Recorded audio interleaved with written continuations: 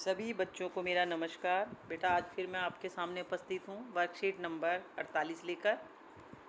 आज की हमारी जो दिनांक है वो 23/10/2020।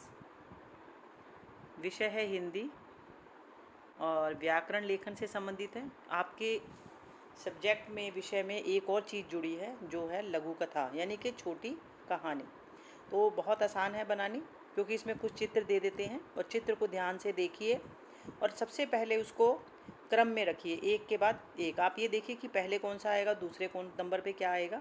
उसके बाद उसको संकेत जो दिए गए हैं उनका प्रयोग करके हमने एक छोटी सी लघु कथा लिखनी है, लेकिन उसके जो शब्द हैं 100 या 120 होने चाहिए। पहले में एक प्रधान दिखाया गया है, देख रहे हैं आप, एक और काम कर रही है, दूसरे में बच्चा काम कर रहा है, तीसरे में भी वो औरत और एक बच्चा काम कर रहा है। ऐसे फिर दो बच्चे देखा है हमने कि वो कुछ अपने पीछे पीठ पर लाद कर ले जा रहे हैं। एक में बच्चा स्कूल जा रहा है, दूसरे में बच्चा फिर काम कर रहा है। फिर उसके बाद एक और तस्वीर हमने देखी, चित्र देखा, जिसमें कि उसने ईंटें सिर पे रखी हैं बच्चे ने। उसके बाद हम देख रहे हैं कि कुछ दो बच्चे और भी काम कर रहे हैं। और उसके बाद हम देखते हैं कि लास्ट में आकर देखते हैं आखिर में कि एक बच्चा बैग लेकर जा रहा है और दूसरी लड़की खेल रही है। तो हमें इससे कुछ तो कुछ समझ में आ रहा है कि ये कहानी जो है हमें बनानी है बाल मजदूरी पर। बाल मजदूरी हमारी कविता थी, आपने पहले पढ़ी है उसके बारे में।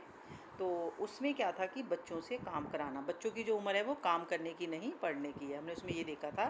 तो यहाँ पर भी हम देख रहे हैं कि बच्चों की उम्र काम करने की नहीं है, पढ़ने की है। तो हमने इन चित्रों के अनुसार इस कहानी को बनाना है। इसमें कुछ संकेत दिए गए हैं कि प्रधान है, उसको एक बच्चा मिलता है। प्रधान ने समझाया, उसकी माँ को भी मजदूरी करनी पड़ती थी। फिर उनकी आपस में दोस्ती हो गई।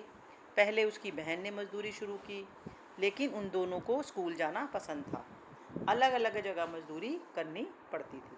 तो ये आप देख रहे हैं कि अलग अलग काम करके वो पैसा कमा रहे थे, लेकिन उनको स्कूल जाना अच्छा लगता था।